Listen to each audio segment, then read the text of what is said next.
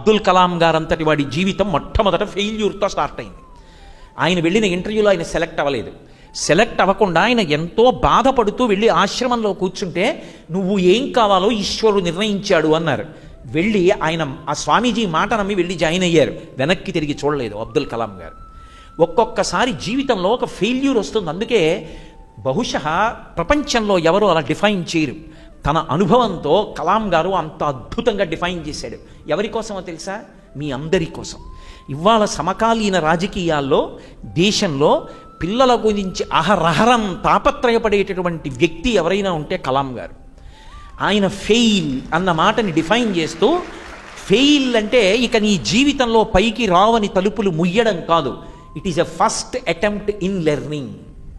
Fail, FAIL, first attempt in learning. నేర్చుకోవడంలో మొదటి ప్రయత్నం, విఫలమయ్యావు, రెండో ప్రయత్నం, మళ్ళీ వెళ్ళు. అంతేకాని బెంగ పెట్టుకోకూడదు. ఇక్కడే విజయవాడలో NTR హెల్త్ యూనివర్సిటీ ఉంది. హెల్త్ యూనివర్సిటీకి వైస్ ఛాన్సలర్గా ఉన్నారు డాక్టర్ ఐవి రావు గారు. డాక్టర్ ఐవి రావు గారి బ్రదరు ఒకప్పుడు 2 మార్కులు తక్కువ వచ్చాయి ఏదో ఒక పేపర్లో. ఆయన మళ్ళీ కొంతకాలం చదవలసి వచ్చింది. ఆయన బెంగ పెట్టుకోలేదు, చదువుకున్నారు. చదువుకున్నందుకు భారతదేశంలో ఎవరూ పొందనటువంటి కీర్తి ఒకటి ఆయన పొందారు. అలా చదువుకోవడం ఆయనకి ఎంత ఉపయుక్తం అయిందంటే, చిన్నపిల్లల్లో వచ్చేటటువంటి ఒక ప్రత్యేకమైనటువంటి వ్యాధి మీద ఆయన నిష్ణాతుడై విదేశాలలో ప్రపంచవ్యాప్తంగా కీర్తి తెచ్చుకున్న డాక్టర్ అయ్యారు. ఒక్కొక్కసారి ఒక్కొక్క అటెంప్ట్లో ఫెయిల్ అయినట్టు కనపడుతుంది, కానీ అలా ఫెయిల్ అవ్వడం మీ జీవితంలో వృద్ధిలోకి రావడానికి కారణమవుతుంది.